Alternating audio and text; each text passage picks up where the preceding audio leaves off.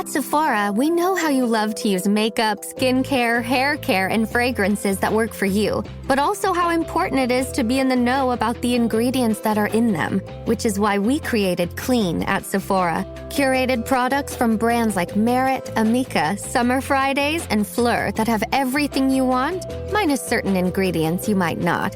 Clean at Sephora is only at Sephora. Shop now at Sephora.com.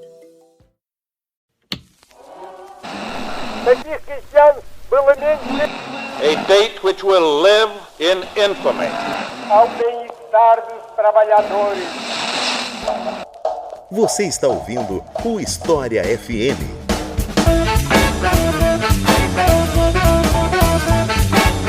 Salve, ouvintes do História FM, bem-vindos a mais um episódio do podcast do Leitura Obriga História. Eu sou Iclis Rodrigues e hoje vamos falar sobre a história sob ataque. Todas as dificuldades para quem é da área, seja professor, pesquisador ou mesmo entusiastas, que nós temos passado nos últimos anos por conta de uma série de questões que vão desde política, ideologia.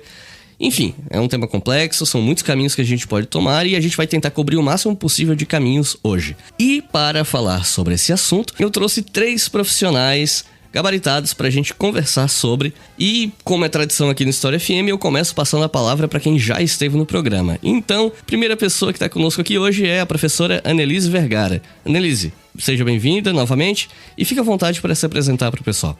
Bom dia, boa tarde, boa noite a todos. Eu sou a Annelise, sou professora de História do Ensino Fundamental e Ensino Médio. Sou mestre em História também pela Unesp e Assis. E tenho um canal no YouTube chamado Prof. Annelise, onde eu faço vídeos para os alunos que estão no ensino fundamental, ensino médio, e também para os jovens professores que estão começando a carreira, dando dicas, falando um pouco sobre a nossa profissão. Quero agradecer o Iclis pelo convite, estou muito feliz de estar aqui mais uma vez no História FM, sou fã, e é isso, vamos lá. E aqui conosco também um professor que ainda não esteve no História FM, mas já esteve em outro podcast produzido aqui na casa, que é o Colunas de Hércules, professor Alex Degan. Alex, seja bem-vindo, pode se apresentar para o pessoal. Olá, pessoal, Iclis, Marcos, Annelise, estou muito feliz de estar aqui, também sou um ouvinte do canal. Bom, eu sou professor da Universidade Federal de Santa Catarina, fiz toda a minha formação universitária na USP, a minha área de pesquisa é História Antiga, História da Ásia, enfim. E eu estou muito feliz mesmo de conversar com vocês e tentar ponderar um pouco sobre esses novos combates pela história, né? Obrigado, viu, pelo convite. E conosco pela primeira vez também, professor Marcos Napolitano. Muito bem-vindo, Marcos. Fique à vontade para se apresentar para o pessoal. Olá, Iclis, Annelise, Alex. Prazer estar aqui. É uma honra também. É um dos principais programas aí sobre história de altíssima qualidade. E eu espero aí contribuir com o debate. Eu sou professor da Universidade de São Paulo desde 2004, fui professor da Universidade Federal do Paraná e sou doutor em História Social. E sempre trabalhei com temas ligados à formação de professores, ao uso do audiovisual, enfim, a questões ligadas às conexões entre ensino e pesquisa. Então, é por aí que a gente vai conversar hoje. Então é isso, vamos descobrir sob que maneiras a história está sob ataque e o que a gente pode fazer a respeito depois dos comerciais.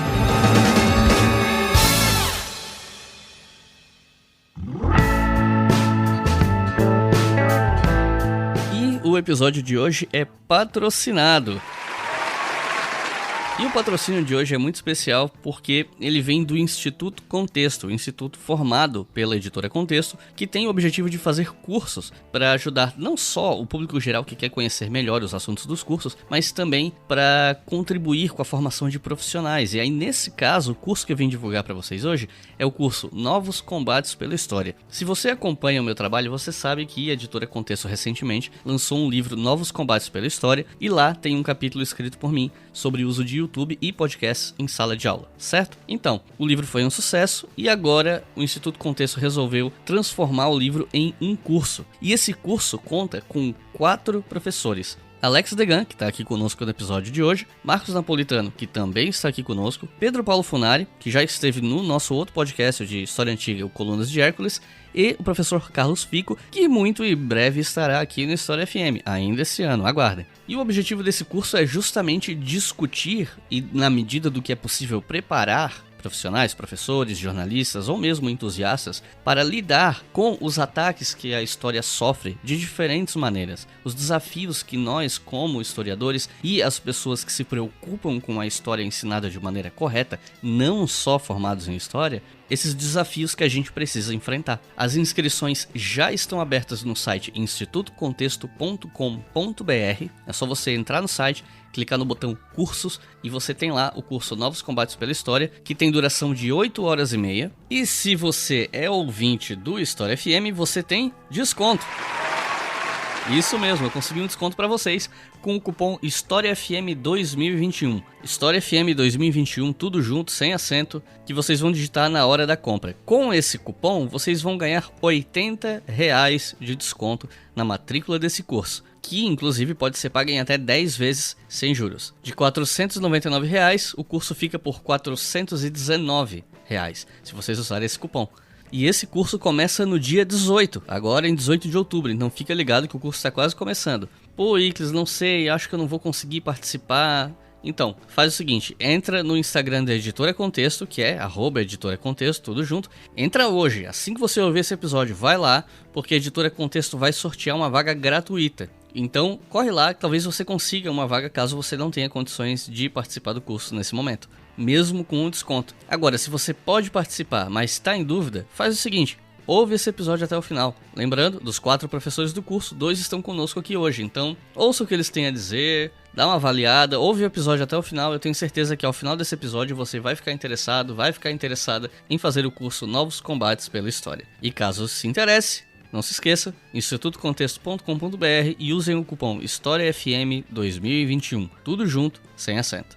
E lembrando a quem ouviu o primeiro episódio de outubro e avisando para quem não ouviu, que nesse mês de outubro eu tô de férias, então no próximo episódio de outubro e no primeiro episódio de novembro, nós não teremos a leitura dos nomes dos novos apoiadores e nem os episódios liberados com antecedência pro Apoia-se. Mas, 15 de novembro, tem episódio novo, e aí, naquele episódio, volta tudo ao normal. Os episódios para quem apoia com R$5 ou mais no Apoia-se saem com antecedência lá no Apoia-se, e o nome de todo mundo que apoiou aqui nesse mês de outubro e mesmo no começo de novembro, todo mundo vai ter seu nome lido, vai ter seu nome creditado. Se for muita gente, eu divido em 2 episódios, mas fiquem tranquilos que todos vocês serão devidamente creditados. E se você não é apoiador, considere apoiar o nosso projeto, porque com apenas R$2 por mês, vamos combinar, R$2 por mês é um valor bem acessível, você consegue apoiar o História FM, o Colunas de Hércules e o Estação Brasil. E com R$5 por mês, a partir de novembro, você ouve os episódios do podcast com antecedência. Agora chega de papo e vamos pro episódio.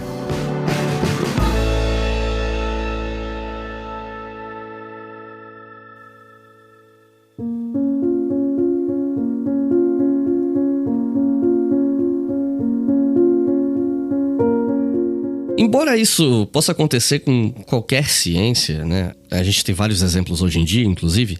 As ciências humanas, elas têm um certo privilégio quando o assunto é perseguição, né?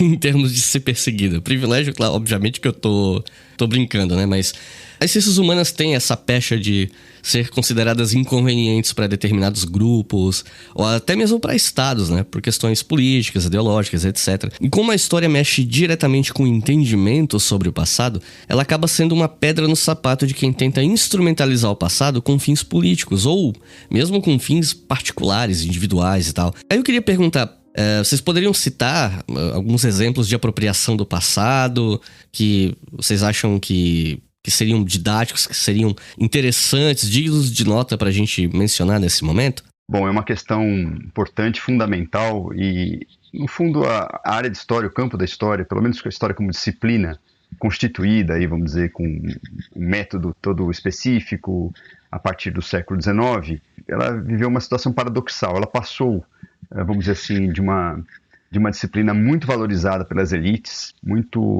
que recebeu um investimento simbólico, cultural, científico até, das elites que formaram o Estado-nação.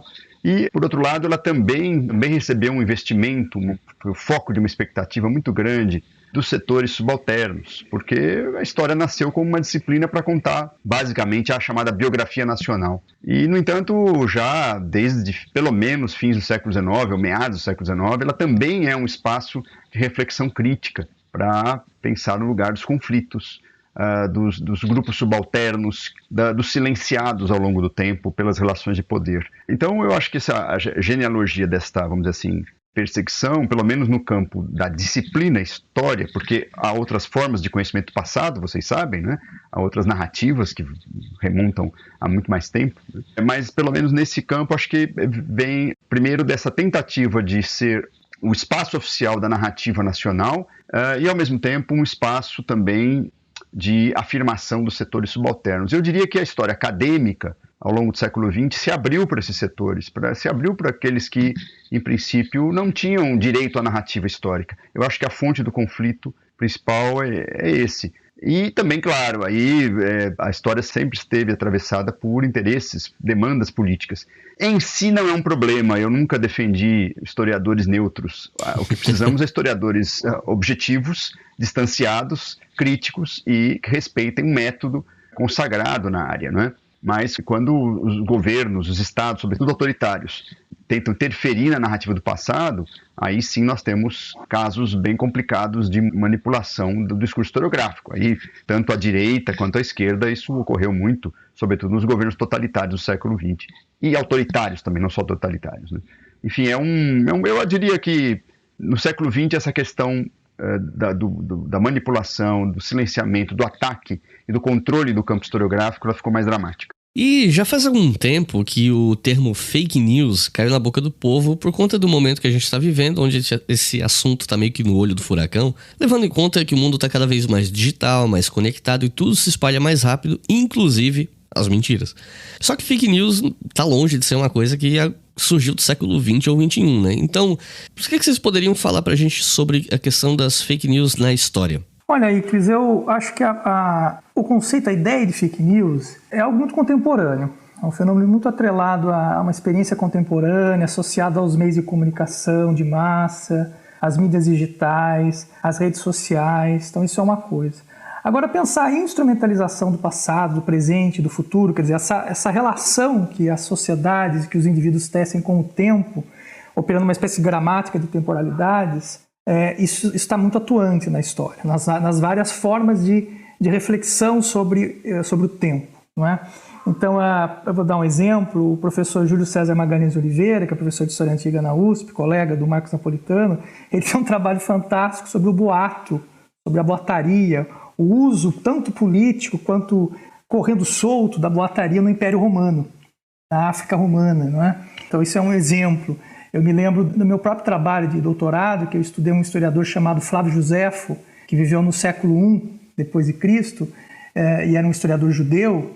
E o Flávio Josefo, ele escreveu 4 livros, mas o último livro dele se chama Contrapeão. Contrapeão, e também pode ser traduzido como Sobre a Antiguidade dos Judeus. E esse livro é interessante porque ele vai fazer uma espécie de apologia para a gente sua, uma apologia aos judeus. Ele vai buscar defender a nobreza, a antiguidade dos judeus, e ele também vai buscar refutar acusações antissemitas da época. Então é interessante que ele lança a mão de uma série de autores, ele faz um inventário grande de autoridades, né, textuais ali da tradição greco-latina, para posicionar a história judaica nessa longa tradição. Então, ao mesmo tempo que ele maneja esse passado, essa história para refutar as acusações antissemitas, ele também constrói uma narrativa muito especial, uma memória muito saborosa, seletiva e desigual, retórica, política que pensa o judaísmo.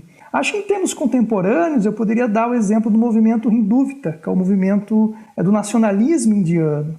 Ele começa ali no comecinho do século XX, quando a gente tem as movimentações para a independência da Índia, e que prossegue até hoje, né? O Narendra Modi, ele faz parte de um partido de fundamentalista hindu que pensa A história da Índia, que é plural, que é muito diversificada, são centenas de dialetos, dezenas de línguas, muitas religiões, que de certa forma opera uma simplificação dessa diversidade indiana, percebendo a história da Índia, as grandes realizações da Índia como a conquista do hinduísmo, uma Índia hindu, então que marginaliza, sobretudo, a Índia islâmica. E também de um tipo específico de hinduísmo. Quer dizer, então essas ações, essas operações, essas atividades seletivas, elas são alvo da nossa análise como historiadores, né? Então elas estão atuantes no nosso ofício, na história, há um bom tempo. E você mencionou essa questão dos judeus e tal. Se a gente pensar só na história dos judeus, a gente já tem uma fila de mentiras que foram inventadas historicamente sobre judeus, né? Desde envenenamento de poços na Idade Média até os tais protocolos do Sábio de Sião e tal. Então, só aí já tem território para um episódio inteiro. Mas, enfim. O Joséfo, nesse livro Contra Pião, ele cita, ele faz um inventário dessas acusações antissemitas, de que os judeus cultuavam a cabeça de um asno de ouro no Templo de Jerusalém.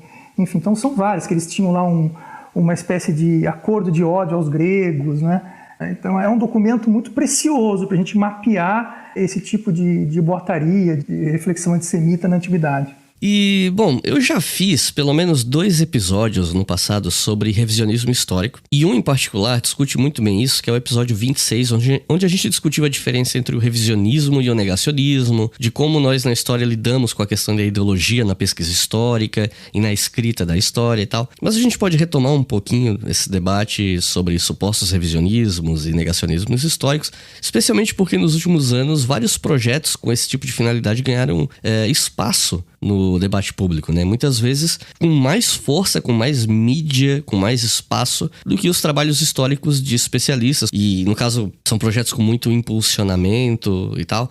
E alguns exemplos que a gente pode citar são os tais Guia Politicamente Incorretos, que tem várias versões sobre vários assuntos, ou o tal do Brasil Paralelo, canais de YouTube negacionistas, e, enfim, tem várias outras maneiras, né?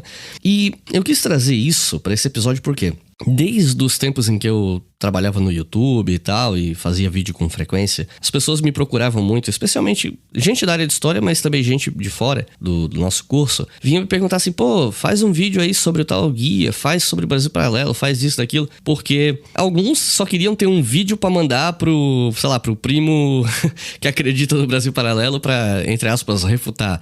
Outros é porque tinham dúvida e tal. Então, assim, sempre teve uma demanda para saber sobre essas coisas, mas eu nunca reagi muito a essa demanda, porque se você resolve trabalhar só para ficar refutando os outros, você enlouquece. Só que nos últimos tempos a gente tem visto situações como, por exemplo, Brasil Paralelo processando o professor que criticou eles, o Leandro Narlock, que foi demitido da CNN por um caso absurdo de homofobia, ganhando espaço de novo na Folha de São Paulo com uma coluna, falando um monte de bobagem. Eu tive que ir no Twitter e pedir, pelo amor de Deus, parem de me marcar toda vez que o Narlock escreve nas colunas dele, sabe, que eu tenho mais o que fazer da minha vida. Então, assim, eu acabei querendo trazer isso pra cá, porque quando a Editora Contexto entrou em contato comigo pra gente patrocinar esse episódio e pra falar de um curso do Novos Combates pela História, que o Marcos e o Alex estão participando como professores, eu fiquei pensando, não, tudo bem, a gente pode tentar fazer um episódio em torno disso, né, mas assim como o curso tem a sua relevância social, o episódio tem que se alinhar com isso, né, e eu achei que era a hora perfeita de tocar nesse assunto. Eu não vou dedicar episódios inteiros a falar de Narlock ou Brasil Paralelo, não vou dar esse mérito todo, mas eu acho que aqui, como a gente tá falando dos ataques que a gente recebe, é o espaço ideal pra gente falar desse tipo de coisa, né, até porque tá conectado, de certa forma, com um tema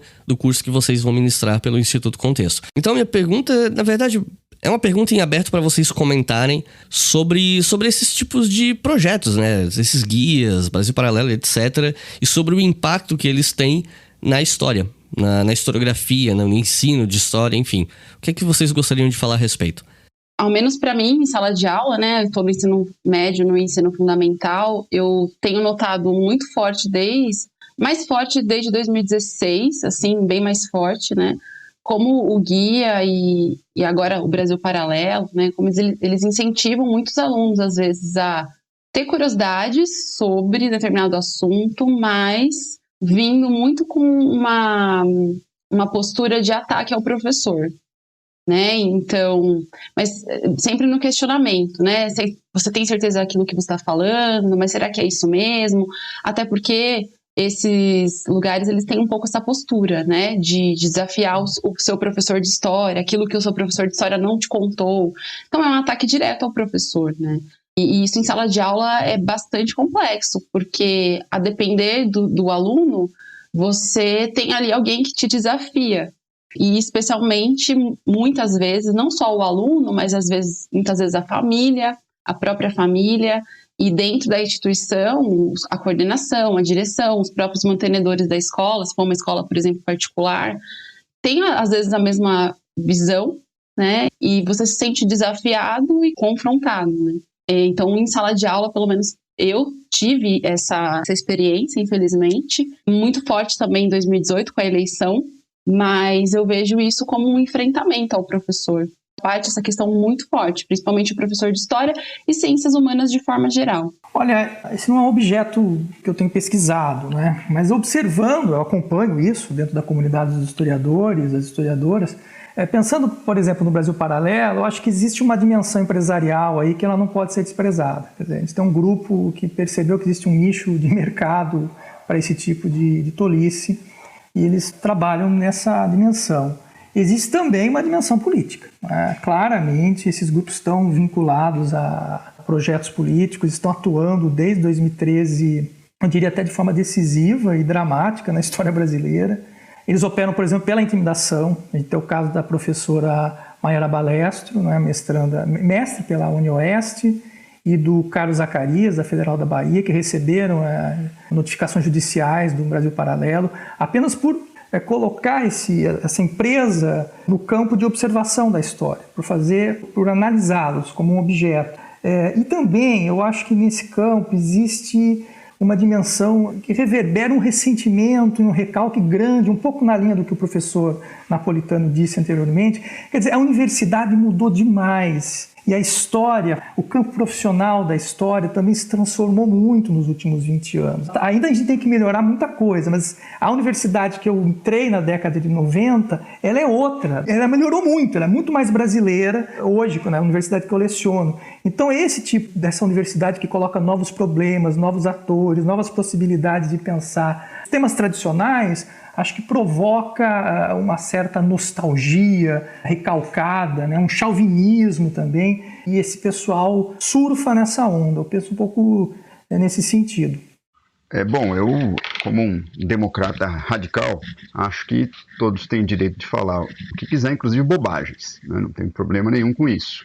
Eu entendo que esses projetos citados, eles têm um projeto político por trás. Eles querem disputar espaço com a escola, e essa disputa ela é uma disputa que se faz a partir do ataque, da desqualificação do professor, da desqualificação da ciência, né? Portanto, é um projeto de matriz ideológica, de meios ideológicos, de fins ideológicos, né? Então, não é assim, eu tenho uma visão diferente de história e vou discutir legitimamente com a historiografia se é isso mesmo. Não, é uma estratégia de ataque e desqualificação em relação às instituições, sobretudo a escola básica. Também há o ataque à universidade, mas é um pouquinho mais complicado para esses grupos entrarem no espaço universitário, disputarem prestígio na pesquisa universitária, porque a coisa complica um pouco em termos até de mediações, né, que você tem até tirar um doutorado, por exemplo. Claro que para eles, no imaginário de muitos desses atores aí, desses grupos, eles não entram na universidade porque a universidade é dominada por setores ideológicos. Não, é uma questão de competência mesmo, né? Inclusive a universidade hoje, em quase todas as áreas, tem muitos liberais, tem conservadores, tem gente de direita, só que tem que ser competente, tá? Então, esse é um primeiro ponto. É legítimo, então, que eles tenham os seus espaços, não tenho problema nenhum com isso. Daí a atacar professores, sugerir que o professor em sala de aula não sabe nada, está escondendo alguma coisa, está manipulando alguma coisa, aí já é um outro problema. Isso implica, inclusive, em cerceamento à liberdade de ensino, né? Então, para mim, tem uma implicação jurídica aí. Outro caso é um fenômeno de história pública. Acho que também tem esse dado. E, nesse sentido, a disputa, discurso que, por mais que eu não concorde, que eu ache leviano, que eu acho que não expõe todas as suas intenções, inclusive ideológicas, isso é que é o problema, é legítimo, está aí, existe e tal.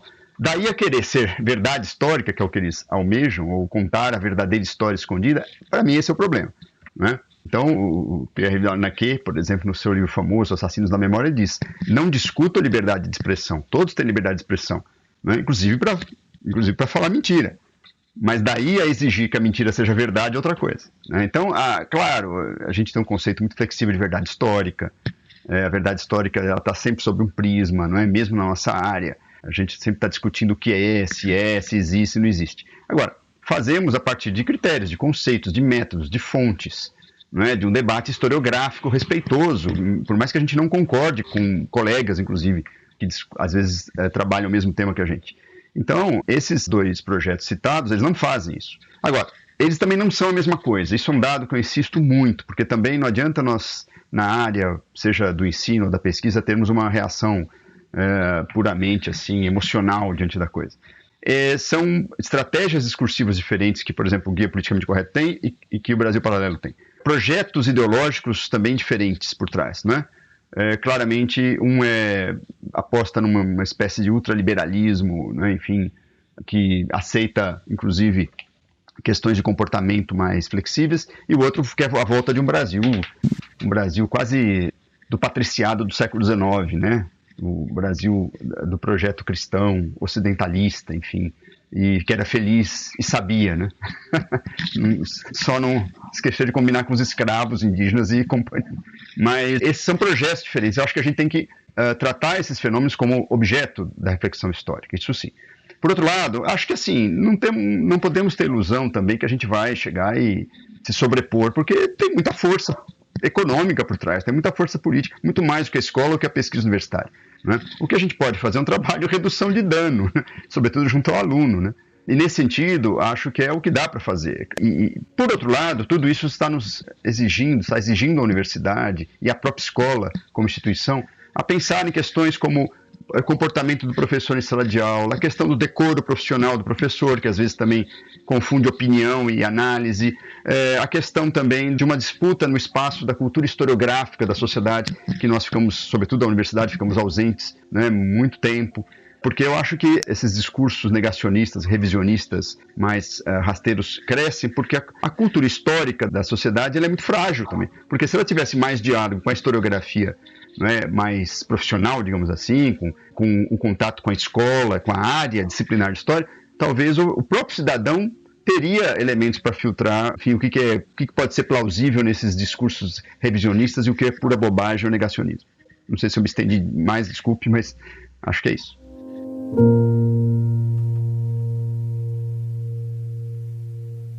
Você está ouvindo o História FM.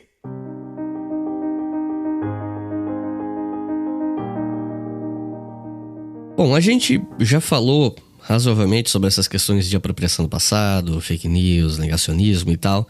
E embora, de certa forma, vocês já tenham coberto um pouco dessa questão, eu queria perguntar um pouco mais, assim, talvez citando exemplos, não sei, de como essas coisas aparecem em sala de aula. A gente tá falando muito da arena pública, digamos assim, mas aqui eu queria focar um pouco mais na parte de sala de aula, tanto no ensino básico quanto no ensino superior, começando primeiro pela Annelise, que já comentou com vocês que estão ouvindo, ela é professora do ensino básico, e eu queria ouvir de você, Annelise, como essas coisas têm afetado diretamente o teu trabalho, tanto no presencial quanto no remoto, né? Você tem exemplos que você estaria confortável em citar? Se não exemplos seus, mas exemplos de colegas, pessoas, né, que você conhece, do ensino básico também, o que você teria a dizer?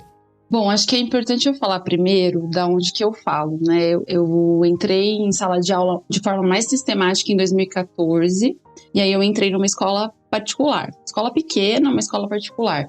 E hoje eu estou numa instituição privada também, mas ela é do terceiro setor, então ela atende alunos que estão em vulnerabilidade social, tem já um socioeconômico baixo. Então, assim, muitos alunos vêm do estado, tem familiares muitas vezes que não são alfabetizados, enfim, só para o pessoal que está ouvindo entender de onde que eu falo, né? E apesar de ter essa questão, é uma instituição que tem bastante infraestrutura, então algumas questões aí a gente não tem de problemas de infraestrutura, mas a gente tem essas outras questões.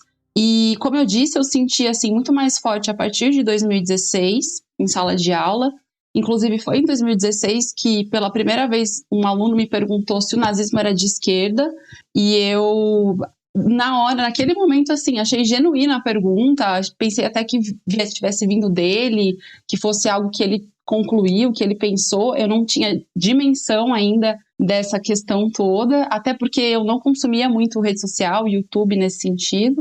Mas a partir de 2016 e depois de 2018 foi cada vez mais forte, né, nesse sentido. E aí dentro de sala de aula e fora também. Então, por exemplo, dentro de sala de aula, essa questão, né, por exemplo, nazismo de esquerda, alunos que me desafiaram no sentido de dizer que racismo não existia, ou que os povos indígenas já desmatavam a natureza antes mesmo dos portugueses chegarem. Discursos que eu fui entender de onde vinham depois, né? Naquele momento que eu percebi, eu comecei a estudar e fui entender que aquilo não estava vindo genuinamente dele ali, né? Ou daquela aluna. Com Escola Sem Partido também isso ficou muito forte, e aí vinham questionamentos para mim no sentido de se eu era a favor ou contra do Escola Sem Partido, a favor ou contra do Bolsonaro, do Lula, enfim, né? Aquela disputa toda. E isso me tocou bastante nesse contexto, porque não só a questão dos alunos, mas também eu percebi que os pais também reforçavam esse tipo de comportamento. Então eu vou dar um exemplo hoje, já que eu não estou mais na instituição, né?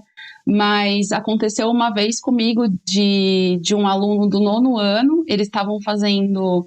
eles fazem um trote, né? O 9º ano, eles se vestem, vão fantasiados num dia, e o tema desse dia era super-heróis. E esse aluno foi com a camiseta do Bolsonaro, antes mesmo dele ser eleito. E ele ficava, né, desfilando com a camiseta, e os alunos, professora, você viu a camiseta? E eu ignorei, né? E assim, nunca falei abertamente a minha posição em sala, mas indiretamente os alunos percebiam, né? Eles tinham essa noção. E a escola não fez nada, né? Não houve uma posição, inclusive um aluno meu de outra sala disse: professora, se eu chegar uma vez com a camiseta do Lula, do Che, vão falar alguma coisa? Né? Então não houve esse mesmo questionamento. Enfim, só para vocês terem uma noção de como é esse enfrentamento que eu disse, né? É um enfrentamento no sentido de uma desqualificação mesmo, né? Então eu não tive um suporte, não tive um apoio desse enfrentamento naquele momento. E acho que num contexto do ensino privado, para quem sabe do que eu estou falando, a gente acaba enfrentando também uma questão de autocensura. Então, a partir daí, eu passei a me autocensurar e tomar muito cuidado em como eu trazia as questões. Porque não que eu fizesse panfletagem das minhas aulas, muito pelo contrário, mas tudo que eu trago e que eu trouxe, eu comecei a partir muito de uma questão de como eu estava fazendo. Então, eu vinha muito baseada com a historiografia, mostrava na aula, estou falando isso a partir dessa análise, desse livro, sempre tentando me defender muito do que pudesse vir, né? E aí essa autocensura, embora hoje eu esteja num lugar que eu tenho mais liberdade, né, que nem se compara, mas eu ainda levo isso, né, hoje, e muito assim, com muito cuidado. Então eu aprendi bastante a tentar fazer toda a minha preparação de aula, meu planejamento, me defendendo disso. E no online, Iclis, eu não tive uma experiência como eu sei que outros colegas tiveram, no sentido de pais assistindo a aula, intervindo em aula, inclusive, gravando, questionando. Eu não tive isso, mas eu também vou com muita calma, com muito cuidado, porque a gente sabe também que tem algumas questões que vêm não só no sentido da dúvida genuína, mas de fazer aquela pegadinha com você, né? Então eu evito muito, muito mesmo. Mas eu sei que aparece, né? Eu não tive essa experiência, mas eu sei que aparece. E é interessante pensar, por exemplo, sobre as fake news, que elas vêm muito, principalmente dos meus alunos, eu percebo, né? Da bolha da família, do grupo do WhatsApp. E muitas vezes eles ficam sabendo de notícias, de coisas que eu não estou sabendo, porque na minha bolha não chega, né? Então é a partir deles que eu vou trazer o questionamento, aí procuro fazer eles entenderem, pensar na fonte, fazer a seleção, e aí a partir disso usar isso como uma ferramenta, né? Mas nesse contexto de pandemia, as fake news, assim, elas ficaram cada vez mais fortes nesse sentido. Então, professor de ciências também, né, de biologia, esse último ano ele teve um trabalhão imenso, assim, desconstruir isso, com certeza. E eu queria também saber como isso aparece em sala de aula no ensino superior, né? Perguntar para o Marcos e para o Alex, porque eu imagino que hajam algumas diferenças significativas, né? A gente tem que levar em consideração que na escola existe uma obrigatoriedade, digamos assim, dos alunos estarem lá, tendo contato com várias disciplinas de áreas diferentes, que não necessariamente eles queriam estar tendo essas aulas, enquanto no ensino superior a gente pressupõe que quem fez vestibular para entrar num determinado curso quer fazer aquilo. Então isso já traz um elemento que eu acho que é um diferencial. Mas existem outros diferenciais, e até o Marcos comentou alguns, né, sobre essas dificuldades que, querendo ou não, a academia demanda pesquisa, demanda a prova, digamos assim, demanda fonte, demanda análise de pares, há toda uma dinâmica diferente, né? Mas isso não quer dizer que a academia está eximida de passar por esse tipo de coisa. Então eu queria ouvir de vocês como esse tipo de coisa tem afetado o trabalho de professores no ensino superior. Bom, eu vou para daqui a 2 anos para 30 anos, né, de aula em ensino superior. Eu já dei aula para todos os tipos ideológicos que você pode imaginar, né? Direita, esquerda, extrema direita, né? E assim, nunca tive problemas pessoais. Eu tenho uma postura, eu gosto de, em sala de aula, deixar claro que eu estou trabalhando a partir da historiografia. Eu evito um pouco também, isso é uma questão de personalidade, não é nem uma censura, mas eu tenho um estilo mais distanciado, o que nem sempre é legal, né? Porque também você esfria muito, às vezes, o debate. Procuro sempre, claro, numa perspectiva crítica, uma perspectiva de expor, né, os silenciamentos que muitos grupos sofreram ao longo da história, mas numa perspectiva também de não vitimizá-los, né? Para entender que há uma relação de conflito e que, enfim, a história é muito dinâmica, muito dialética. Projetos que nascem, às vezes, com a intenção de silenciar um grupo, dão para esse grupo elementos de luta, né? Religião, né, por exemplo, nós temos ao longo da história da religião voltada para trabalhadores, operários, a gente tem esse tipo de exemplo, por exemplo. Então, eu nunca tive um problema direto, mas assim, sei que há uma presença cada vez maior de alunos conservadores, o que eu também em si não vejo problema. Não vejo problema desde que eles respeitem as regras, tenham uma boa relação com os professores, independente de concordar ou não. Isso vale para qualquer aluno de qualquer ideologia, né? Eu acho, exatamente. Eu não vejo problema em si, eu não... acho que há uma tentativa de entrada nesses grupos. Eu tenho informações, percebo isso também, e em si eu não vejo problema. Mas acho que existe. Eu já presenciei colegas sofrendo só questão ideológica, mas às vezes machismo, não é? Desqualificação porque é professora, não é? Tem de tudo, né? Mas especificamente em relação a negacionismo e revisionismo, eu acho que entra de uma maneira mais discreta, não é? Então, porque eu acho que o espaço de disputa desses grupos é a escola básica, né? Eles querem, primeiro, implodir a escola básica, né? Esse é o projeto, inclusive, né, que está por trás de tudo. E segundo, desqualificar o professor, principalmente o professor de humanas, porque entendem que é uma área que, nessa lógica muito particular pela qual eles veem a história do Brasil, eles acham que a cultura é dominada por marxistas perigosíssimos, né? E essa é uma tese que vem lá dos anos 80, 90, já estava na internet, né? Mas não fazia tanto estrago quanto passou a fazer a partir do início do século XXI. Então, no meio universitário, acho que vai ser cada vez mais frequente a presença de setores conservadores. Agora, já existem, né, claro, pessoas que, inclusive, abertamente praticam um tipo de revisionismo que eu acho diferente sempre, é bom a gente lembrar, diferente da revisão histórica, que é sempre muito saudável, né? Eu defendo o tempo todo o historiador aberto a revisões, desde que ele respeite o método, as fontes, desde que ele exponha a sua perspectiva, inclusive ideológica, no começo do trabalho, né? E não fique ali ocultando em nome de uma verdade, ou de uma outra verdade, né? O outro lado da verdade, né? A história tem muitos lados, inclusive, né? Não é só o outro lado. A história tem muitos lados, e todos, se forem bem pesquisados, são muito bem-vindos.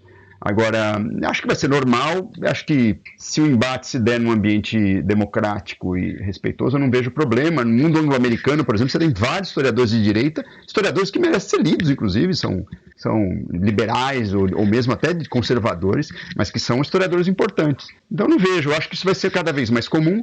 Agora, o que não vai acontecer é ganhar no grito, é só achar que você pode falar qualquer coisa e vira historiografia. Aí realmente não tem conversa. Inclusive sobre o que você falou de autores conservadores, eu tenho cada vez mais me interessado por história militar, e história militar é uma área cheia de historiadores conservadores. E tem muita gente boa lá, né? O ponto nem é esse de ideologia e tal, né? Mas o pessoal leva pra quase uma guerra santa, isso que complica, né? Eu acho, desculpe só interagir com essa questão, não quero tomar muito tempo, mas eu acho que é isso. Inclusive você pode ter historiadores até que praticam uma história empírica, reconstrucionista, e tem seu lugar no espaço. Eu não vejo. Não é? Às vezes você tem eventos, processos que são tão pouco conhecidos que o historiador reconstrucionista, empiricista tem um lugar.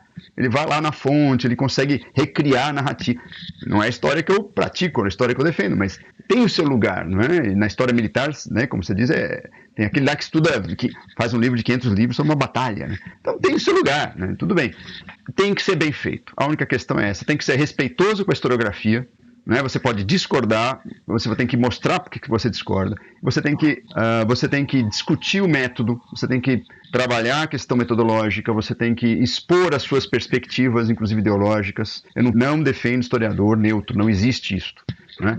Mas o historiador, ele, que é crítico, ele fala, eu estou falando a partir desta perspectiva, a minha agenda é essa, e aí eu vou tentar trabalhar com os mecanismos e recursos da área. O que não pode é assim, não, eu vou dizer a verdade para vocês, viu?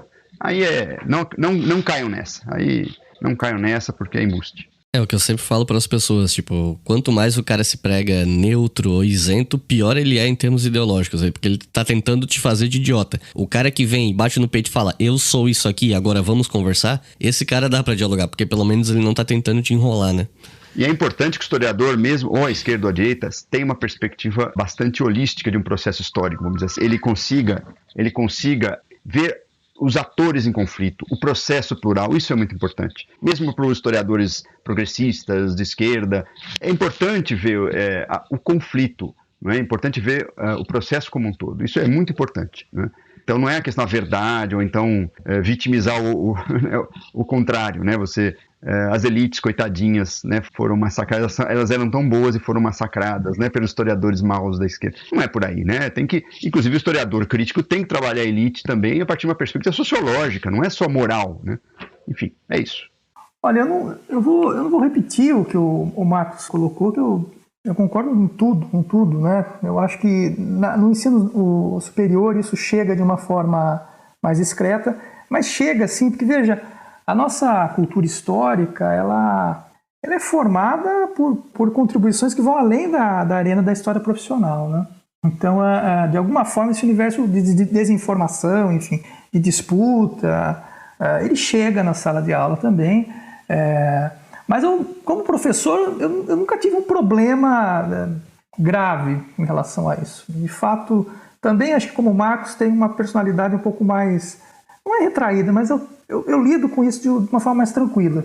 Entendo que é legítimo e gosto até dessas pluralidades na sala de aula.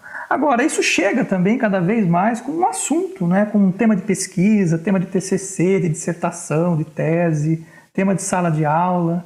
Chega como agressão também. Então eu volto ao caso do professor Carlos Zaccaria e da Marlene de Favre, que é colega aqui da Universidade do Estado de Santa Catarina, que os dois professores enfrentaram a Marlene mais ainda, né? Foi uma batalha jurídica penosa, grande, desgastante. E também isso extravasa o campo da sala de aula, envolve a própria instituição. Hoje eu estou numa universidade federal, já são quase 2 dezenas de reitores eleitos de universidades e de institutos federais não nomeados.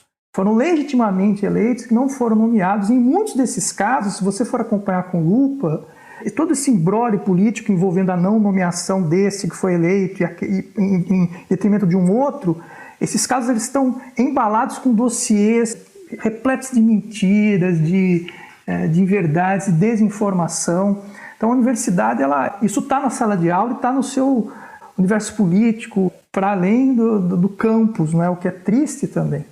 Então, essa assim como o Marcos colocou, a gente é saudável que a gente tenha na universidade essa abertura para outras visões de mundo, mas eu temo que essa perspectiva mais violenta e mal intencionada, ela vai ser cada vez mais comum. Não é? Isso não aconteceu comigo, mas eu já tive colegas, por exemplo, que foram gravados dando aula.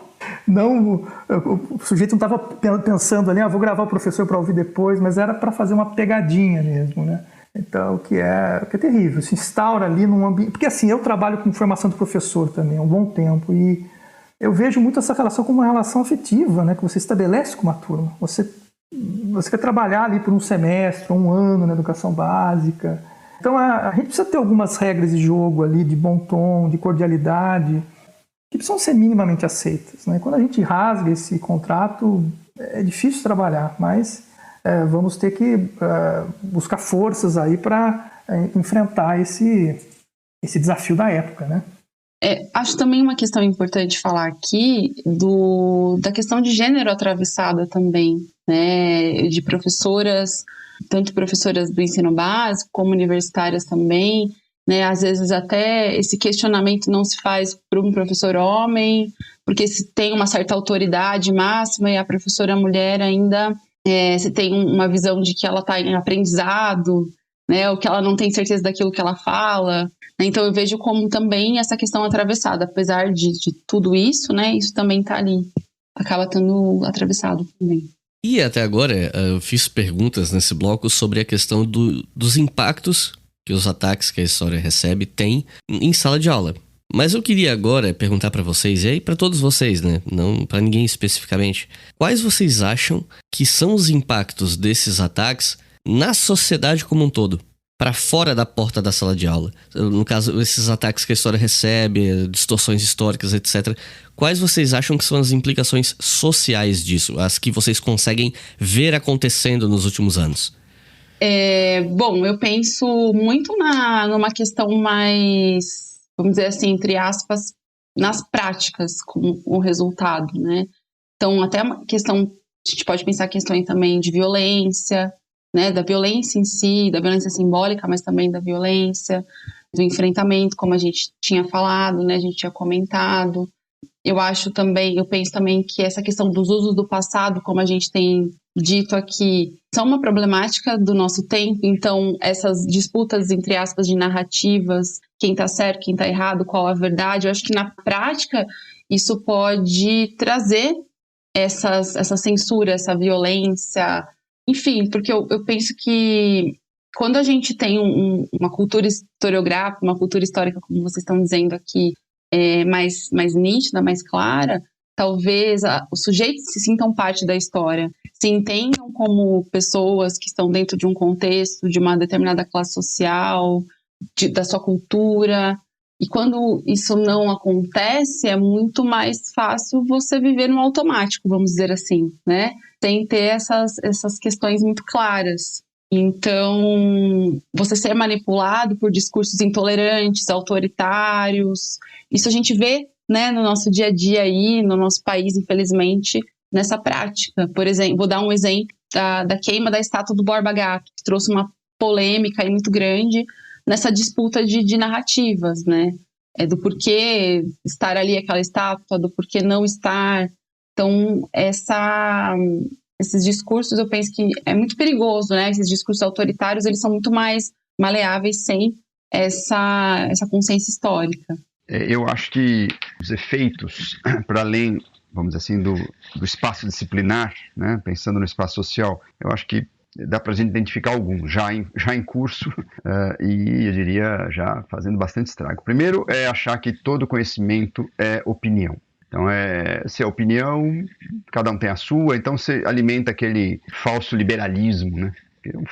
Obviamente os liberais não pensavam assim, com certeza, até porque foram eles que inventaram a esfera pública racional, né?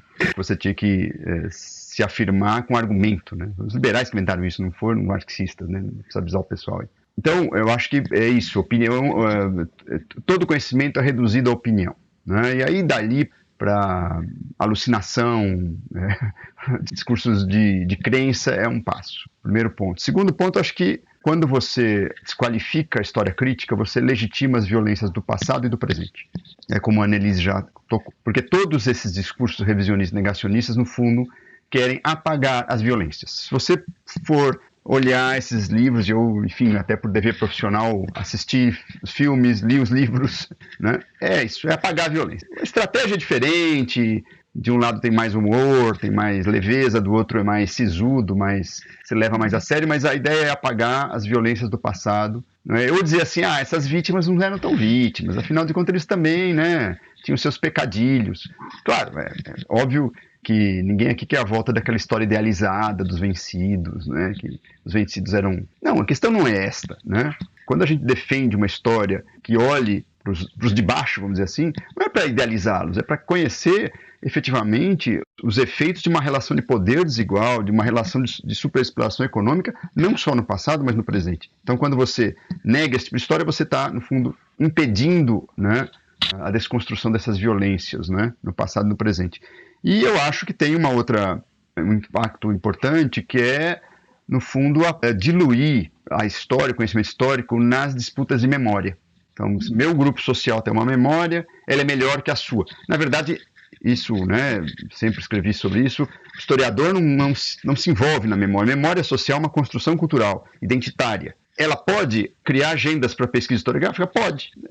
Pode. A gente está vendo aí o que eu chamaria de afirmacionismo, né, que é o contrário do negacionismo, vem de uma memória identitária, por exemplo, dos afrodescendentes, dos indígenas.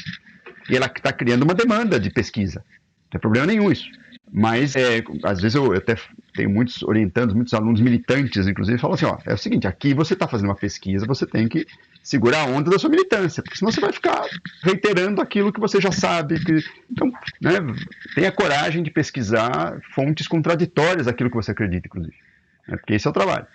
Então, eu acho que de modo no campo da direita, há essa tentativa de impor uma memória de uma elite que perdeu espaço político por vários motivos que não dá para a gente analisar aqui, que está tentando se reencontrar enquanto uma identidade de elite. Eu acho que esses revisionismos de direita, eles vão por aí. Só que eles o fazem destruindo o conhecimento histórico. Quer dizer, o contrário, inclusive, das elites, né, normalmente. Né? As elites, pelo menos nos países aí ocidentais, elas se afirmam também dominando essas áreas, né? E não necessariamente silenciando os seus críticos, mas se impondo através, inclusive, de competência. Né? Se a gente for pegar a tradição, por exemplo, da história norte-americana, estadunidense ou francesa, você tem, né, ali um debate muito grande, formador das elites desse país, que são elites que não necessariamente se afirmam pelo silenciamento do outro, embora, claro, né, se a gente for pegar, por exemplo, a história norte-americana liberal, ela se pensa como império. Né? Isso está sendo desconstruído pelo próprio debate norte-americano, colocado pelos afrodescendentes, pelos indígenas, né, pelas minorias. Então é interessante o que está acontecendo nesse país também. Só que aqui no Brasil, a nossa elite, tendo uma tradição autoritária, ela reage autoritariamente, ela reage supostamente defendendo uma outra versão dos fatos, mas na verdade desqualificando e querendo silenciar, né, uma história crítica. Então acho que esses são os maiores efeitos e são devastadores, porque é isso, tem muito mais competência em termos de... competência não sei, mas recursos em termos de comunicação do que a escola ou a universidade. Eu escutando a Annelise e o Marcos Napolitano, né, eu lembrei muito da contribuição daqueles historiadores alemães que vão discutir a didática da história, né, o Hilsen, o Klaus Bergmann, enfim, que vão apontar muito a esse sentido prático da história, de orientação, quer dizer, a história é um saber útil, né? Ela nos ajuda a melhorar essas nossas relações com o tempo, a ponderar não só os acontecimentos passados e a fomentar identidades, compreensões de quem somos, mas também interpretações do presente e ter expectativas de futuro. Então, de fato, é muito preocupante esse ataque à história profissional nos seus diversos campos de atuação, porque ela pode e deve ofertar, para além do conhecimento histórico, ela deve ofertar o pensamento histórico. Então, alargar os nossos horizontes de referências importantes, para nossa reflexão sobre o mundo, para a gente entender, se localizar no mundo, projetar expectativas, enfim. Mas também na promoção, na construção, no alimento de identidades mais solidárias, mais democráticas, mais inclusivas, e combater aquelas centradas em chauvinismos, racismos, preconceitos de toda a natureza, né? Então, de fato, eu vejo esse ataque com muita preocupação. A história, ela tem essa característica de formação intelectual, a história, ela serve para o entretenimento, mas ela tem esse sentido útil, prático também, que eu gosto de apontar. Para além da formação intelectual, ela também tem essa dimensão da construção de sociedades mais democráticas, que eu acho que a gente não pode abandonar. E aí eu concordo com o Marcos, né? Com a Annelise também. Faz parte, me parece, de um projeto bastante consciente de parte das nossas elites em promover esse vandalismo, né, em torno do nosso campo profissional.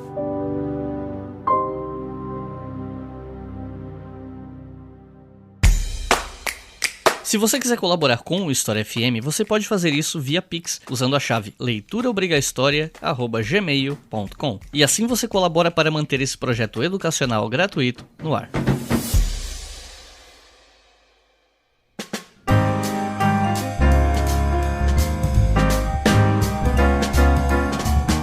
Nesse momento, a gente está passando por mudanças estruturais e muitos debates em torno das bases curriculares do ensino básico. E aí eu queria perguntar para a Annelise sobre o que você acha desses debates, dessas mudanças, porque eu tenho visto muita preocupação entre os professores a respeito de como será o ensino básico daqui para frente, especialmente o ensino médio. Você pode explicar para o pessoal que está ouvindo o que está acontecendo exatamente e qual é a tua perspectiva sobre isso? Vou tentar explicar de uma forma bem resumida, claro, eu não sou especialista nesse assunto, mas a gente está lendo e discutindo bastante nos últimos tempos, né? Porque isso vai afetar a gente lá em sala de aula. Mas para quem não conhece, né, o ensino, tanto o ensino infantil quanto o ensino fundamental, ele tem a sua base nacional comum curricular, né, a famosa BNCC, e o ensino médio, ele passa a ter agora também uma certa base, vamos dizer assim, que são as competências no ensino médio. Então, é bem importante lembrar que para essa ideia de BNCC, tem aquela questão toda de conjunto de conhecimentos, habilidades e atitudes, valores, enfim.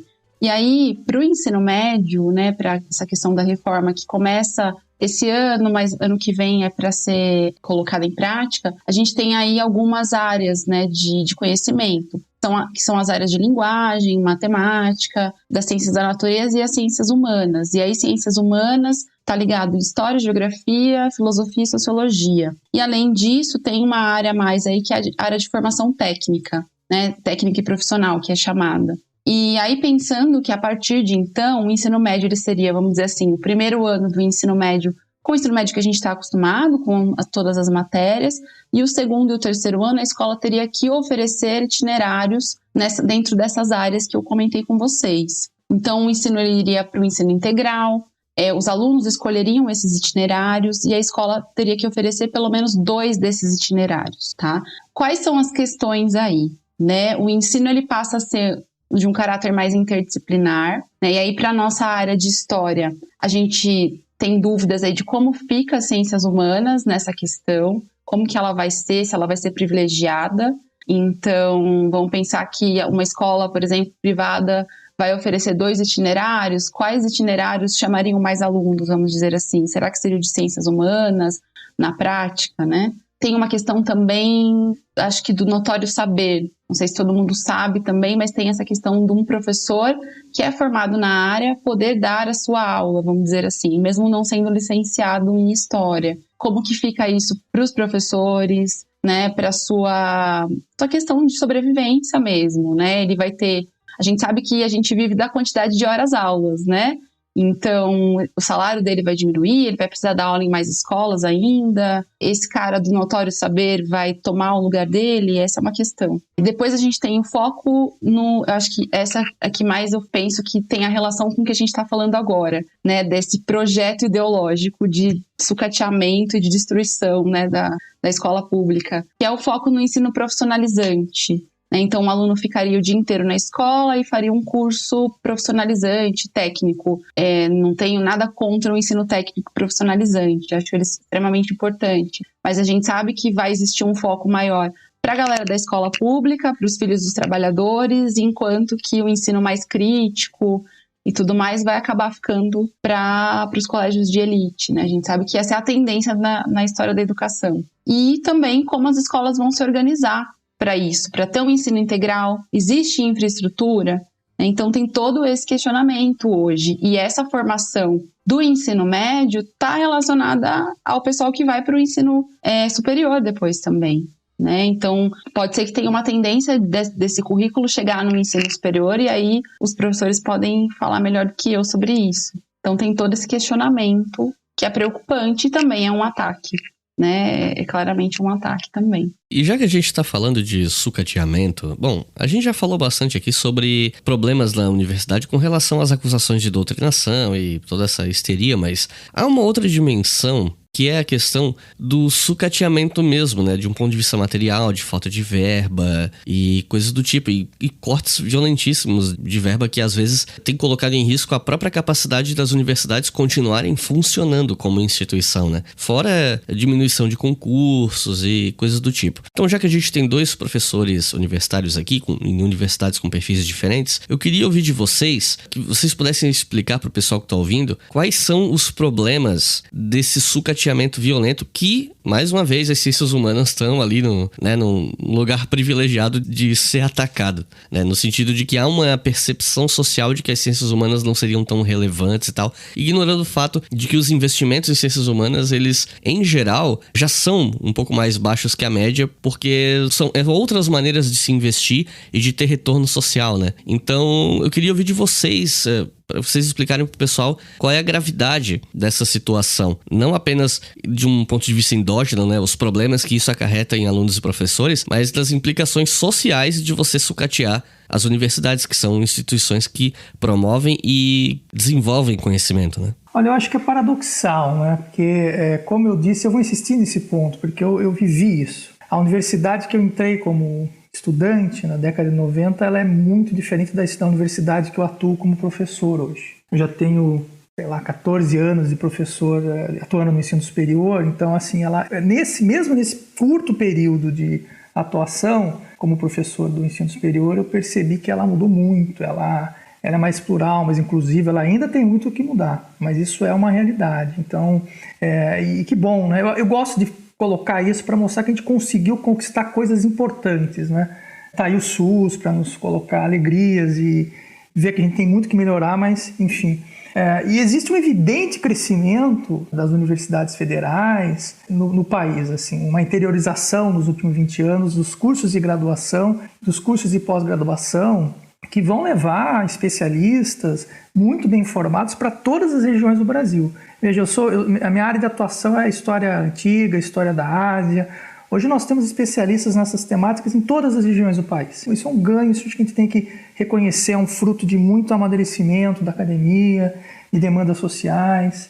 Agora, por outro lado, essas transformações elas provocaram imensas reações que vão questionando não só esse lugar das humanidades, das ciências humanas, dos investimentos. Quem já participou de uma reunião de conselho universitário ou de conselho de faculdade, de instituto, sabe muito bem a gritaria que é quando a gente vai discutir vaga para concurso. E aí essa questão da utilidade, do para que serve, né? Como você não projeta um carro, você não serve para nada, isso aparece na fala de doutores e doutoras muito bem instrumentalizados, que tiveram uma formação cuidadosa, né? Então isso E nesse momento da pandemia, eu acho que preciso colocar isso daí. Nós, nas universidades federais, não sei como foi nas estaduais paulistas, mas nas federais nós fomos completamente abandonados. Nós tivemos pouquíssimo tempo para se fazer essa transição, para levantar os alunos que não tinham acesso à internet, o número de computadores que nós poderíamos disponibilizar para comprar, manejar dentro do recurso das federais o que foi destinado para comprar chip de celular, para disponibilizar a internet para aqueles que não tinham acesso. Então tudo isso foi feito aos trancos e barrancos, mas foi feito pelas universidades federais, sem nenhuma ajuda orçamentária ou de orientação do MEC. E agora o retorno, eu espero que ocorra, né, o ano que vem, enfim, o final desse ano, ele vai ser ainda mais complicado, porque nós vamos ter uma demanda por assistência estudantil gigantesca, crescente, uma série de disciplinas que vão ter uma demanda grande, porque as disciplinas práticas e estágio, muitos alunos trancaram. Então a universidade ela vai ter que se adaptar, não é, aos espaços para circulação de ar, para dispensa de álcool em gel, quer dizer, coisas muito pragmáticas que eu não vejo boa vontade do governo federal em relação a isso. E só uma coisa, para fazer um complemento com aquilo que a Annelise disse, da Base Nacional Comum Curricular, a discussão da área da história foi muito dura, foi muito tensa, ela foi muito unida, mas mas ela, ao mesmo tempo, foi muito positiva, porque a gente começou a discutir ensino de história em alto nível, com as várias especialidades. Eu lamento muito que o resultado final tenha sido tão decepcionante e frustrante para todos nós, que nós queríamos...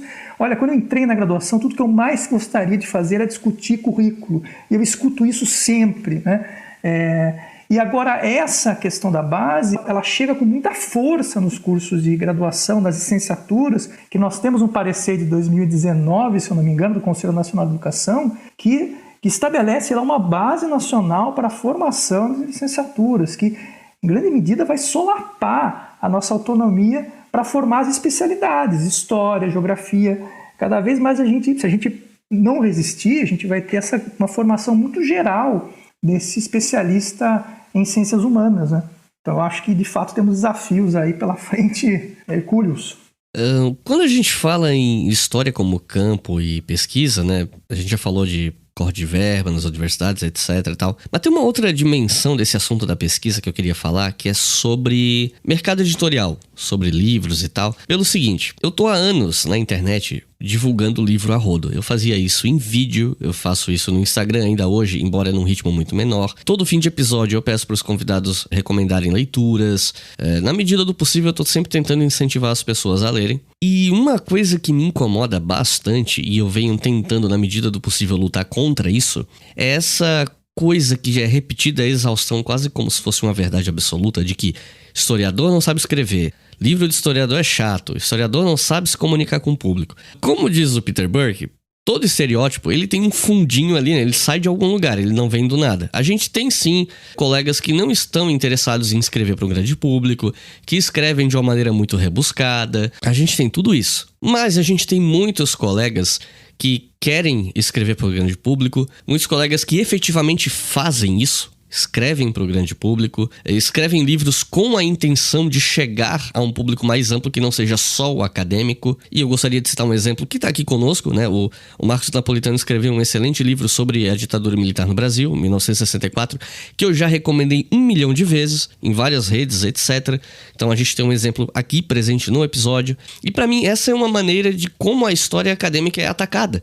Essa ideia de que o que a gente faz é chato, o que a gente faz é pedante. E muitas vezes esse tipo de crítica vem justamente de pessoas que são de fora da área da história, que escrevem história e estão tentando chamar a projeção para si mesmos, para vender os seus livros. O que eu acho um negócio imperdoável, porque normalmente é um pessoal que está bebendo da pesquisa de historiadores para escrever os seus livros. E beleza, escreve aí.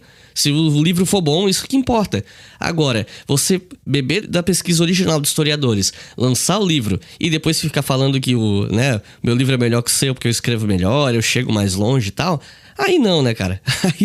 Aí me desculpa, mas pra mim não tem perdão. Então, pra mim, essa questão do mercado editorial, que às vezes não é permeável ao nosso trabalho, que tem resistência ao que a gente faz, é uma maneira de atacar a história acadêmica, ainda que, repito, eu entendo que sim, tem muitos profissionais que não estão interessados nisso. Mas, como eu disse, tem gente que está interessada, tem gente que quer escrever e não tem oportunidade, não tem espaço no mercado, que prefere dar espaço para pessoas de outras áreas. E, beleza, a história não é um monopólio dos historiadores. Mas eu sinto sim uma certa, não vou dizer mágoa, porque eu também não tentei escrever nenhum livro, né? Não é como se estivessem me boicotando, mas isso me incomoda. Eu sinto pessoalmente ofendido porque ofende a minha área. Essa ideia de que como se nós fôssemos incompetentes para falar de história para um público geral. Então eu queria ouvir de vocês o que vocês pensam sobre isso, sobre essa questão de mercado editorial, da importância de escrever para públicos mais amplos e sobre eventuais debates que vocês tiveram já sobre isso em sala de aula, ou a Annelise conversando com os alunos, recomendando leitura. Como é que isso funciona para vocês? O que é que vocês pensam sobre isso? É um tema muito interessante, não é? O que você falou, acho que tem uma série de... Quer dizer, nós somos treinados para escrever tese para 10 pessoas. Sim. Ponto. E é bom, eu não tenho nada contra isso. É aí que a historiografia, né, avança, a gente, né? Às vezes aquelas 10 pessoas que te leram, quando a tua banca lê tudinho, bonitinho, né? E mais ali a pessoa que está pesquisando, é isso que sacode a área, que provoca o debate, Então acho que é fundamental, eu não quero abrir mão, eu não gostaria de responder essa questão dizendo ou é uma coisa ou outra, porque às vezes nas nossas universidades, nos alunos de graduação mesmo, Fala, não, mas é porque o historiador não sabe escrever, escreve só tese. Tese é importante, artigo científico é fundamental, não é? E é um gênero. Você tem que dominar o gênero. Ele é, às vezes, árido, ele é truncado, ele precisa da nota de rodapé. Aliás, eu adoro nota de rodapé. Eu também. Adoro nota de rodapé, não tenho nada contra.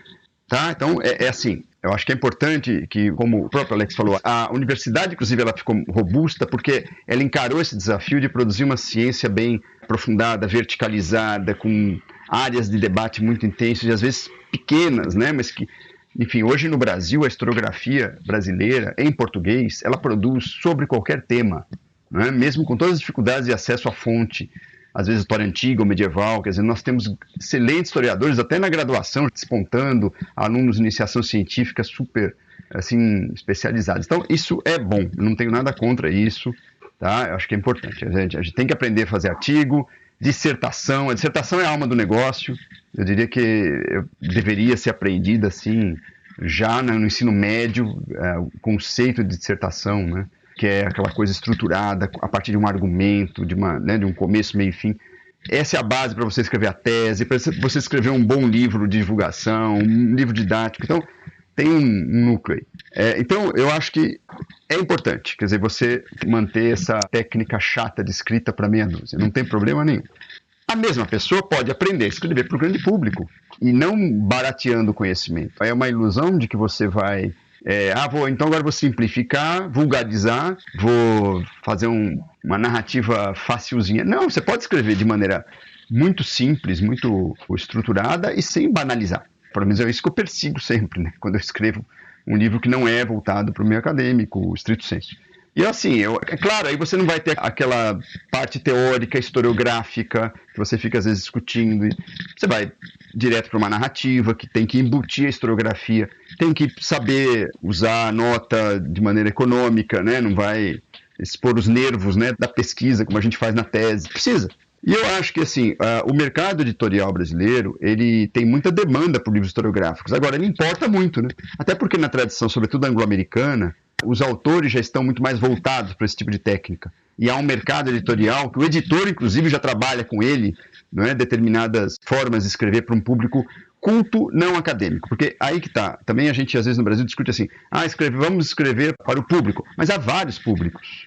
Há o público do ensino médio, há o público chamado leitor de fôlego não acadêmico, ou seja, aquele leitor que encara um livro de 500 páginas, de 400 páginas, que não é da área de história. Existe o leitor que não tem esse fôlego, precisa de um livro mais sintético.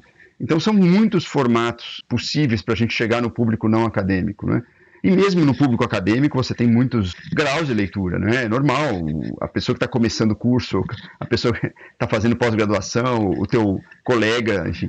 Então acho que o ideal é que um profissional de história domine essas formas de escrever. Claro, alguns se especializam mais numa coisa, mais noutra, não tem problema. Mas é legal a gente ter essa cultura de que eu vou escrever para ser compreendido. Inclusive nas teses eu acho importante isso também. Não é? A tese ela pode ser altamente técnica, ser densa, com muita pesquisa, com muita leitura, mas você tem que partir do princípio que a tua escrita tem que ser compreendida por um leitor que consiga ler. Porque se ela tira um negócio hermético, assim, totalmente hermético... Então, assim, eu sempre brinco que quando eu cresci eu queria escrever que nem Antônio Cândido, por exemplo. Né?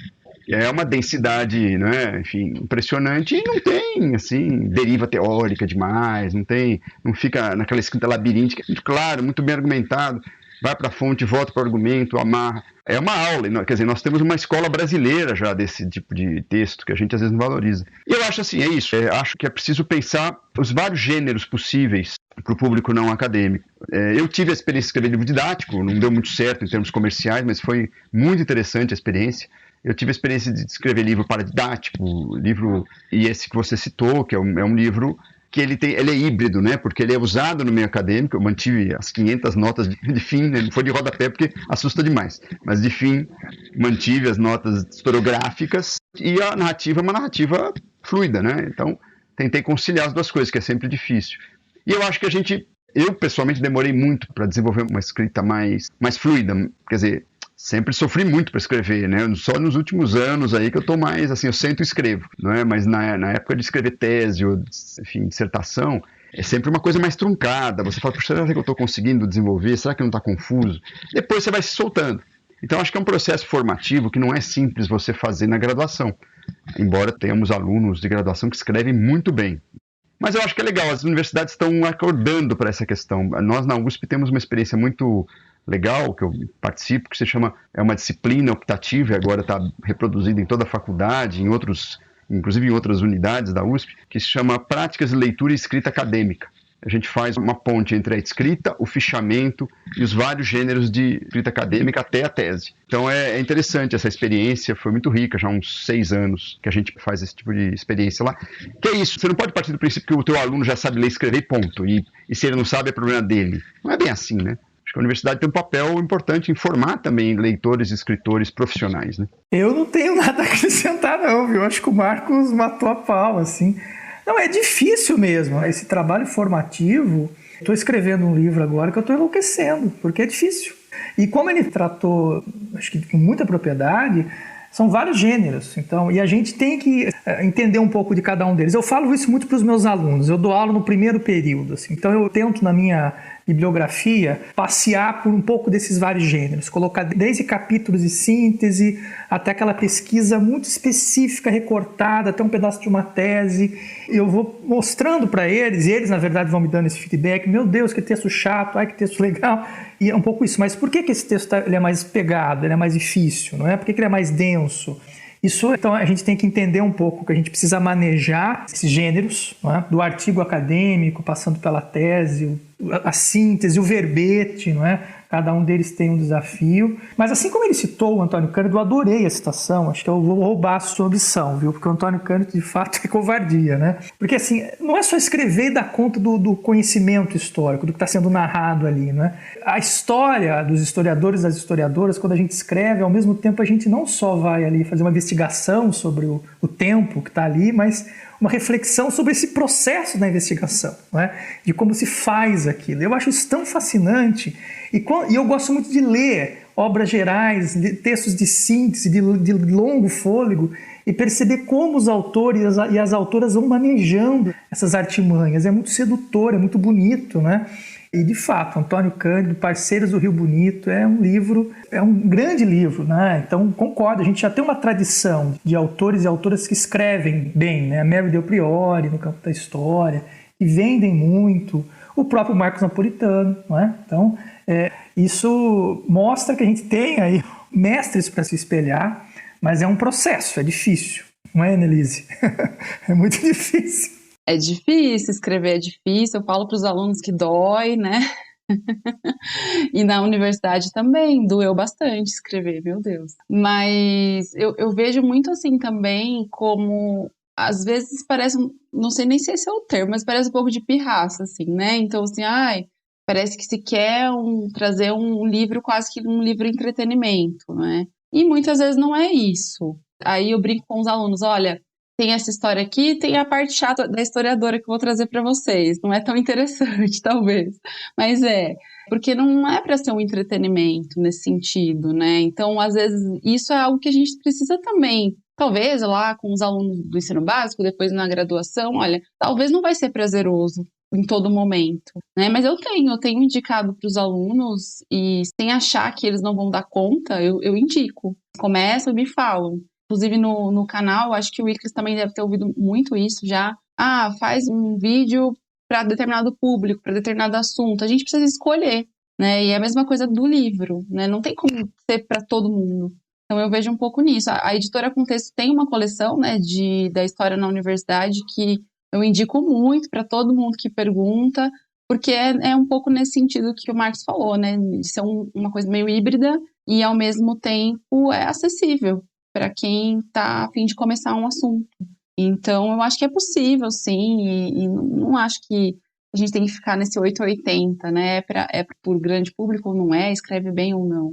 É uma das formas de escrita. E eu queria só complementar muito rapidamente o seguinte, eu acho que a coisa do prazer de ler também tem muito a ver com, você vai ganhando ritmo, você vai compreendendo a estrutura de um texto, você vai... E aí, um livro de 500 páginas, assustador lá no primeiro ano da faculdade, você lê, sei lá, profissional, quando você, né, se você tiver ritmo, não precisa nem ser profissional da história, você lê assim um mês, sei lá, 15 dias, né, e compreende, né?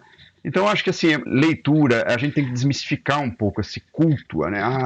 Puxa, é chato, eu não vou conseguir. Isso, assim, mesmo na escola, a escola tem uma dimensão que é trabalho, não é só... Ela não pode ser aliviada, é trabalho, é embate, é disciplina, não é? E a gente vai ganhando ritmo, vai ganhando fôlego.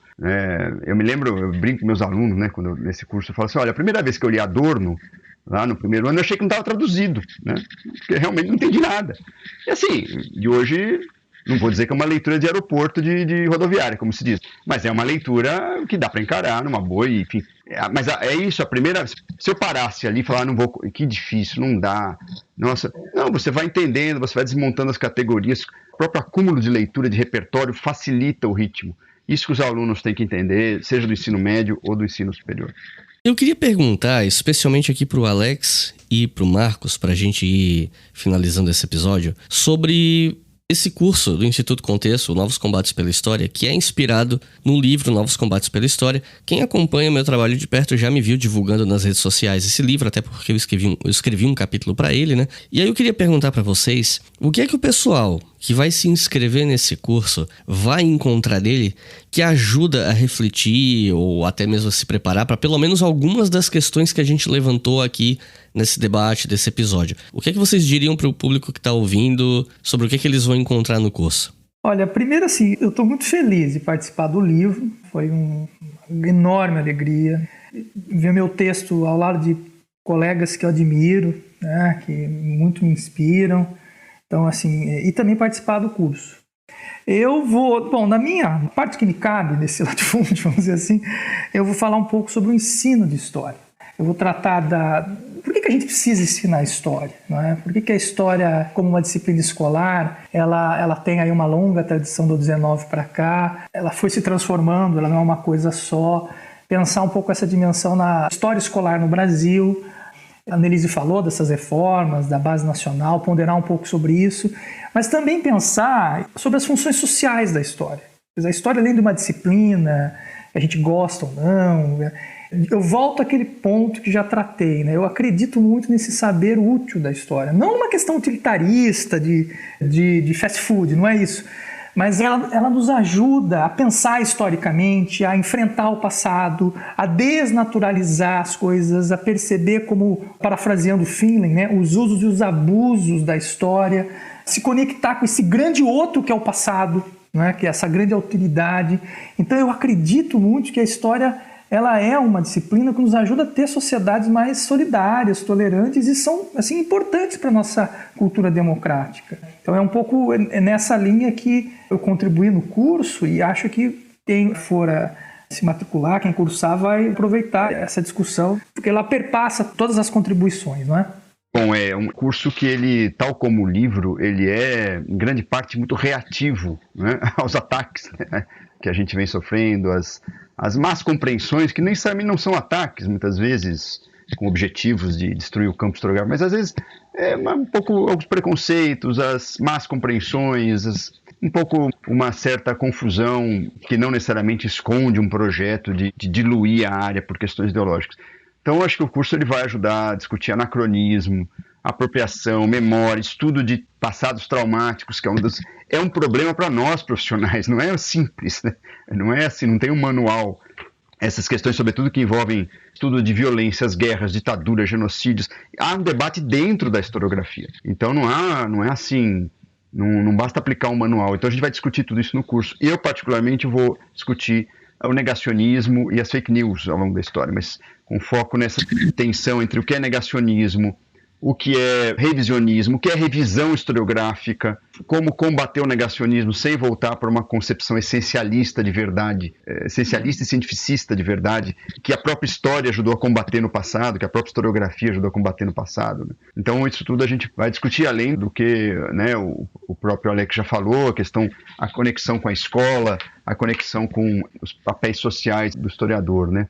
Enfim, no dia, se não me engano, 10 de novembro, estou conferindo aqui, haverá uma live comigo para discutir os temas desse módulo, né, sobre negacionismo e fake news. Então, acho que é um curso que ele tenta responder, talvez, as nossas angústias como historiadores, como professores de história, mas sempre em diálogo com as demandas que a sociedade nos coloca. E, para terminar, eu queria te perguntar, Annelise, você não dá aula no curso, né? Você não vai dar aula nesse curso, mas você leu o livro no qual ele é baseado, né? Você não viu o curso porque ele só vai ser lançado no dia 18 de outubro, né? Esse episódio tá saindo no dia 11, mas eu queria ouvir de você o que você acha desse tipo de curso, da proposta dele. Você acha que ele efetivamente te ajudaria, por exemplo, como professora? O que você pensa? Olha, Iclis, primeiro, assim, eu queria dizer que o livro me fez muito feliz, porque no seu capítulo, o meu canal, ele é citado, e eu fiquei muito, muito contente com isso, porque a ideia até de criar o canal veio muito com esses ataques e toda essa situação que eu comentei com vocês aqui no episódio hoje. Então, me trouxe uma legitimidade nesse sentido, assim, deu até para mim mesma, né, pensar no que eu faço na história pública e tudo mais. Então, fiquei muito feliz de estar ali citada num livro que tem tantos autores bacanas que foram referência na minha graduação também. E tinha muito mais gente que eu podia ter citado, mas o limite de caracteres me obrigou a fazer a escolha. Então, enfim. Então, com certeza, acredito que o livro em si já é uma iniciativa bem bacana, bem importante. Então, o curso vai ser uma iniciativa extremamente importante. Esse diálogo também entre a academia e os professores do ensino básico, nessa oportunidade de ter esse diálogo nesse contexto que a gente está vivendo é essencial. É uma conjuntura muito complicada e quanto mais a gente tiver esse diálogo, melhor. A gente que fortalece também a nossa classe de professores, né, de forma geral. Pensar também em estratégias que a gente pode ter em sala de aula para combater os negacionismos, os revisionismos de forma geral.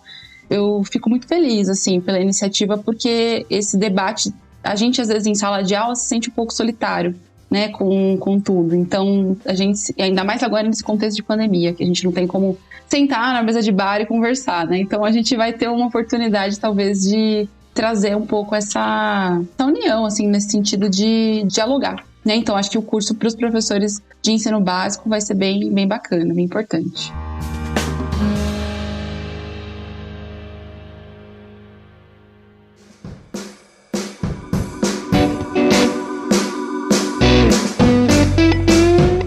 Recomendações de leitura para quem ouviu o nosso debate, quer se inteirar mais sobre a forma como a gente pensa essas questões e tal. Cada um de vocês pode recomendar uma obra, então eu acho que a gente pode começar pela Annelise. Anne, o que você recomenda para o pessoal que está ouvindo? Olha, eu vou recomendar um livro que é organizado pelo Leandro Carnal, mas que tem a Circe Bittencourt, tem o professor Marcos Napolitano também, que se chama História na Sala de Aula, Conceitos, Práticas e Propostas.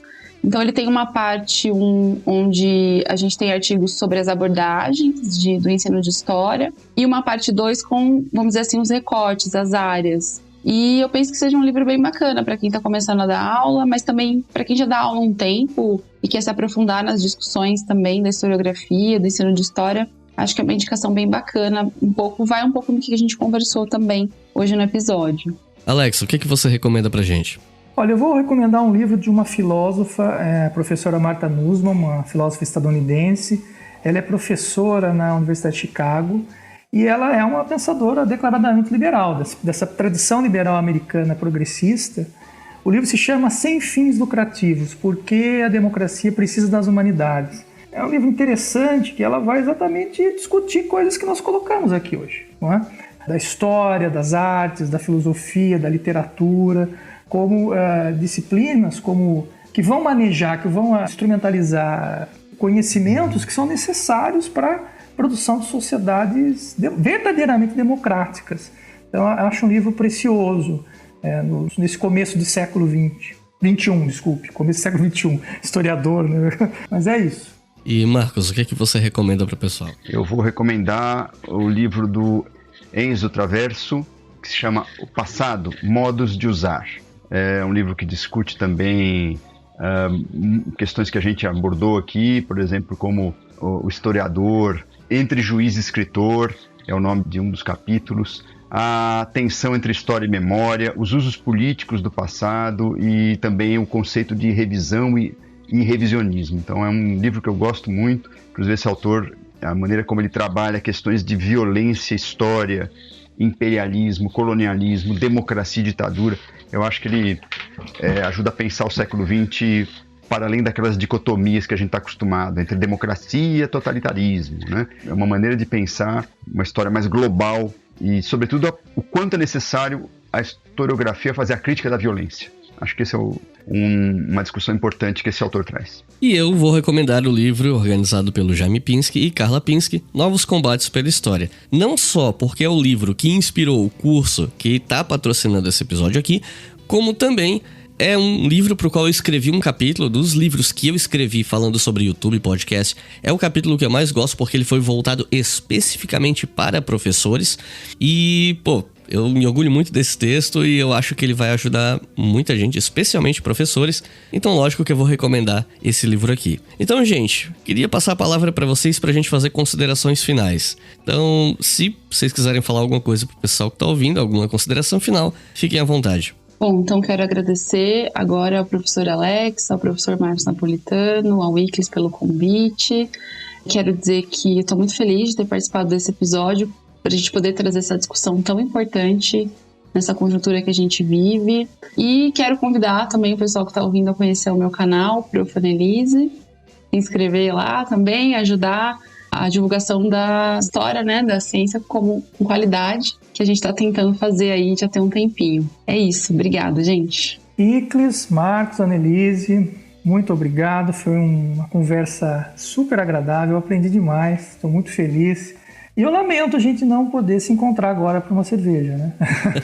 Mas eu agradeço muito, viu, Iclis, esse convite e espero que o ouvinte tenha gostado tanto quanto eu. Bom, também eu gostaria de agradecer muito, foi ótimo, um prazer aqui encontrar pela telinha a Annelise e o Alex, te ouvir também, Iclis, você, como eu disse, eu acompanho o seu trabalho, já vi muitos, enfim, sobretudo do Leitura Obriga História, e ouço falar muito bem, e acho que é um campo que você e a Annelise estão construindo aí de maneira muito competente, entre outros, né, que ocupam esse espaço. Então, eu queria agradecer o convite, uma honra e um prazer estar aqui. E vou aproveitar para um merchan muito rápido também, convidar os ouvintes a conhecer a página que eu e o professor Eduardo Moretin coordenamos no Instagram, que se chama LabCon, é um laboratório de novas mídias, né? E a gente tenta trazer entrevistas temáticas. Temos uma sequência de entrevistas temáticas sobre negacionismo e agora o próximo ciclo de entrevistas será sobre a questão dos monumentos e estátuas, né? Começando agora na próxima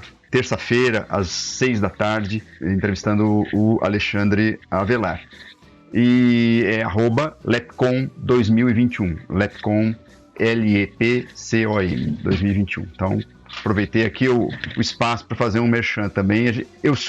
Não tenho a competência de vocês para entrar nessa área, mas me sinto um pouco na obrigação de também ocupar esses espaços das novas mídias, porque é uma demanda muito importante. Então, queria convidar a todos a conhecer esse projeto, que está dentro do escopo do nosso grupo História Audiovisual. Obrigado pela oportunidade. Então é isso, pessoal. Muito obrigado por terem ouvido até o final. Eu vou deixar o link do site do Instituto Contexto na descrição desse episódio, então não interessa em qual aplicativo você está ouvindo, você clica ali no textinho da sinopse, vai ter o link ali para você saber como você faz para se inscrever no curso Novos Combates pela História. E se você é um ouvinte recorrente e tal, não se esqueça que a gente tem a nossa campanha de financiamento no Apoia-se.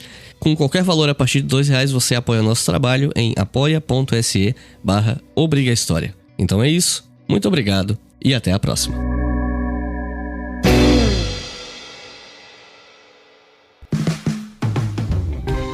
Este podcast foi financiado por nossos colaboradores no Apoia-se. Acesse apoia.se/obrigahistoria e contribua para manter este projeto educacional gratuito no ar.